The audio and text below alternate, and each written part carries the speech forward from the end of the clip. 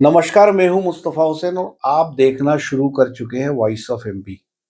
इस समय दिल्ली से एक बड़ी खबर निकल कर सामने आ रही है और वो खबर आ रही है जो दिल्ली में आज अफीम नीति 2026-27 को लेकर वित्त मंत्रालय की बैठक हुई थी।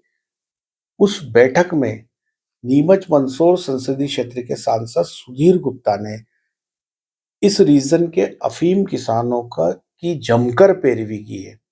आज वित्त राज्य मंत्री पंकज चौधरी की अध्यक्षता में अफीम उत्पादक अंचल मध्य प्रदेश, राजस्थान और उत्तर प्रदेश के सांसदों की एक अहम बैठक हुई। इस बैठक में दो अफीम नीति 2026-27 को लेकर सुझाव आमंत्रित किए गए और आज की जो बैठक दिल्ली में हुई है, उस बैठक में सुधीर गुप्ता ने अफीम किसानों के हक में जो अपना प्रतिवेदन दिया, उसमें काफी महत्वपूर्ण बातें हैं। सबसे इम्पोर्टेंट बात जो सांसद सुधीर गुप्ता ने आज अपने प्रतिवेदन में कही, वो ये कही कि आगामी फसल सत्र के लिए मॉर्फिन परसेंटेज 3.5 प्रति हेक्टर किया जाए। ये बड़ी मांग है। किसान लगातार ये मांग करते रहे हैं कि मॉर्फिन परसेंटेज घटाया जाए। दूसरी इम्पोर्टेंट बात जो सांसद सुधीर गुप्ता ने आज दिल्ली में कही, वो ये कही कि 1 वर्ष की उपज के आधार पर नया पट्टा जारी किया जाए।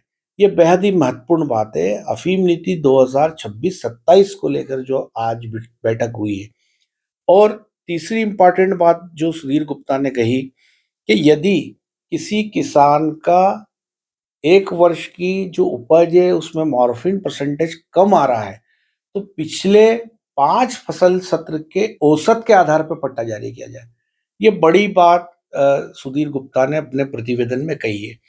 साथ ही उन्होंने ये भी कहा है कि अफीम किसानों के लिए स्पेशल विशेष राहत पैकेज का अनाउंसमेंट सरकार करे।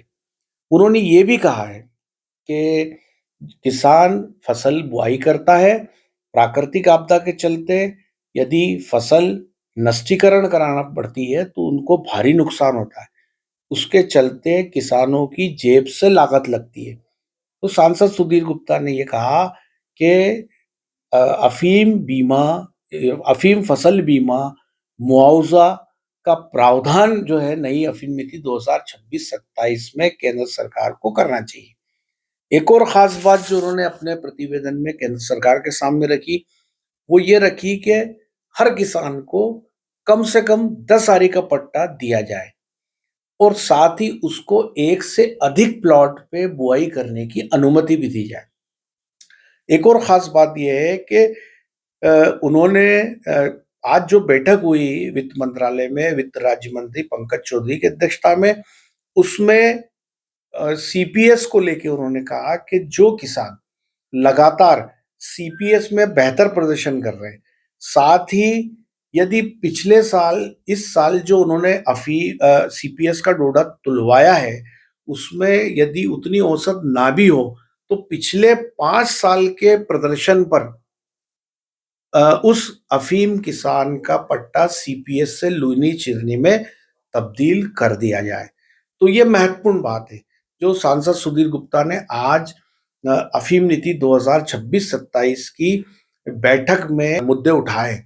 साथ ही उन्होंने कहा कि मृत्यु नामांतरण प्रक्रिया को आसान किया जाए। पट्टे सैकड़ों पट्टे पेंडिंग है, जिनको किसानों के परिवारों में जिनमें जो पूर्व में जिनके नाम पट्टे रहे या यदि उनका निधन हो गया है, तो उनके जो वारिसान है उनके नाम आसानी से ये ट्रांसफर होना चाहिए। उसकी जो प्रक्रिया है उसको आसान किया जाए।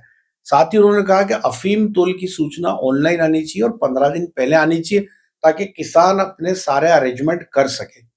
तो ये तमाम जो बिंदु है वो आज वित्त मंत्रालय की जो आज बैठक हुई जो दिल्ली में हुई, अफीम नीति 2026-27 को लेके ही अहम बैठक थी। और जैसा कि लगातार वॉइस ऑफ एमपी कहता रहा है और जो मुद्दे वॉइस ऑफ एमपी उठाता रहा है कि जो फसल बीमा का प्रोविजन नई अफीम नीति में होना चाहिए, साथ ही जो जिन किसानों की फसल बर्बाद हो जाती है उनको सरकार को मुआवजे का प्रोविजन करना चाहिए।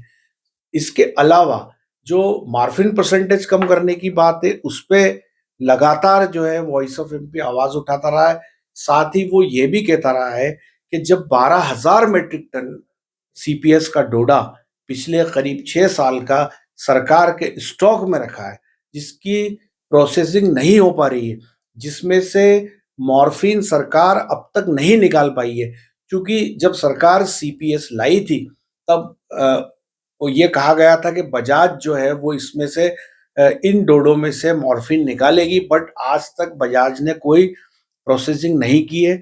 वहीं जो एक मॉर्फिन प्लांट मोरवन में जो इस समय निर्माणाधीन है, उसका काम भी पूरा नहीं हुआ है।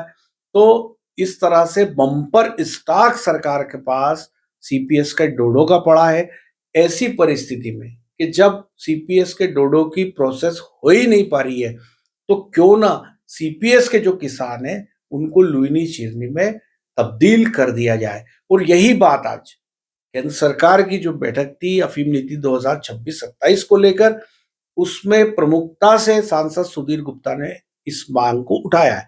उन्होंने साफ तौर पे कहा है कि यदि इस साल उतना सीपीएस का डोडा ना भी तुलवाया हो, तो पिछले 5 साल के औसत के आधार पे उस अफीम किसान का जो पट्टा है वो सीपीएस से लुईनी चिरनी में तब्दील कर दिया जाए।